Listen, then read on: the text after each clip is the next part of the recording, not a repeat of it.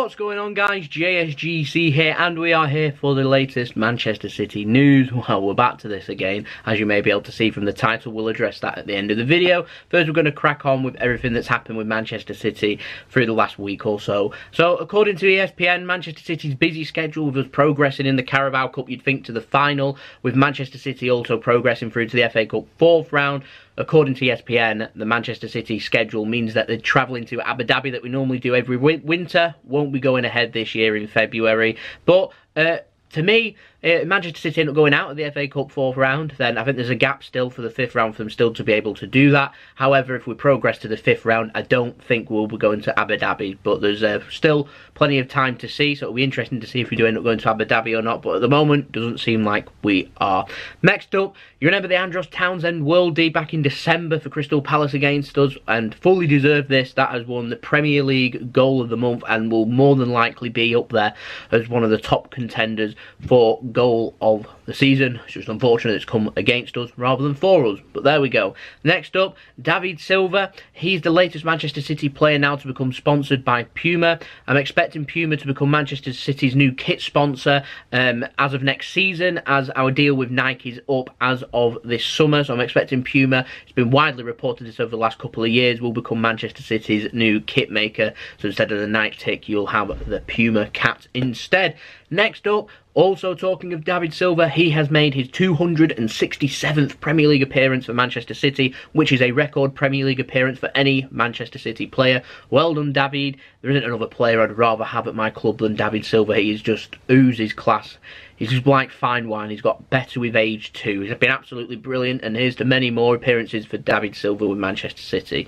Now, next up, City have been in Premier League action back on Monday night. Gabriel Jesus has scored his 7th goal in 3 games as he continues to find his form as Manchester City beat Wolves at the Etihad Stadium 3-0, meaning we're keeping pace with Liverpool. We're 4 points behind still as Liverpool play first again this weekend in the Premier League before City play on Sunday. Liverpool are playing 3 PM at Anfield against Crystal Palace, who of course took points off Manchester City, beat us even at the Etihad Stadium just a few weeks back. So can Crystal Palace do anything at Anfield before City end up going to Huddersfield away, who've just replaced, well, not replaced, they've just got rid of the manager, and they've currently got their assistant in charge for this game before announcing a new manager after the game against Manchester City. Bottom of the league, of course, Huddersfield, and really struggling, so a timely away match, one of the more easier away matches for us, but still every Premier League game difficult. City, of course, also have a 2-goal difference lead over Liverpool too, and this Premier League title could be so close it could come to goal difference again,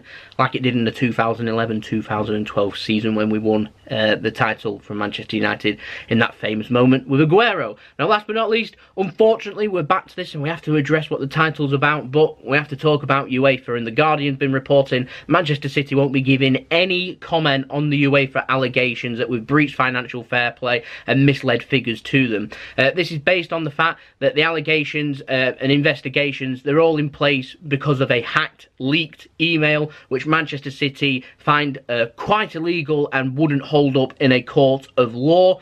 And Manchester City don't want to incriminate themselves by saying anything or confirming anything, or this has come from them or anything. They find not saying anything is the best policy to go. I should imagine UEFA, once they've completed their investigation, they might hand out a punishment to which Manchester City are welcome to appeal, and they could even take it to court. And if Manchester City are confident, I'd recommend they get the top lawyers onto it and they'll be able to throw this out in court. It all could get a little bit messy, this one, so it'll be interesting to see what UEFA do about it. Will UEFA quash it and say, actually, these are just leaked illegal documents, these aren't verified documents that we can use, so it's void, this case, and there's no case to answer to, or UEFA take it further? So it'll be interesting to see in this little Manchester City versus UEFA well, take 2 from the last financial fair play one that happened, where we got fined £50-odd million and got shared amongst all the other UEFA teams that were in the competitions, instead of donating the football and instead funding more greed. But there we go, that's what we're dealing with. There we go, that's been the news. I hope you enjoyed the news. If you did, leave a big thumbs up. We'll be back again next week for the latest Manchester City news, including details hopefully of Manchester City making some progress, getting to the Carabao Cup final. We're 9-0 up on aggregate at the moment against Burton Albion, weekends. Hopefully we'll have news that we're in a cup final and another trophy to compete for. Hopefully we'll have some positive news from Huddersfield away, and we'll see what happens at Anfield too. Can we keep pace with Liverpool? Could we make some gains, or could we be missing out? At the moment though, Manchester City sitting comfortably in second, and we're all prepared for that chase with Liverpool. So we'll be back again for the news next week. We'll have plenty more Manchester City videos, more transfer updates, more previews, more analysis, so make sure you stay tuned with all things football and all things Manchester City with me, JSGC. So make sure you subscribe, press the bell and put your push notifications on. Leave a big thumbs up if you enjoyed the video. Let me know your thoughts in the comments below. What should Manchester City do about this UEFA investigation? And also don't forget to check out my social media, my Twitter and Instagram. I'll keep you up to date with everything that's happening on there first, because obviously I have to make the videos and upload them, so Twitter will know first before it filters through and it'll end up on YouTube. So if you're interested and you've got a Twitter account worth following me, and also check out my Instagram if you're interested in what JSGC gets up to when not doing YouTube and all them kinds of stuff. So don't forget to check them out. Check out my other profiles at the end of the video too. JSGC vlogs, I do vlogs, that's correct, and also mixing, my brother doing mixology drinks. Go and check them out. I'll see you all again soon, so I'll see you then. So it's been JSGC. I hope you all have a lovely rest of your day. Peace. Ciao for now.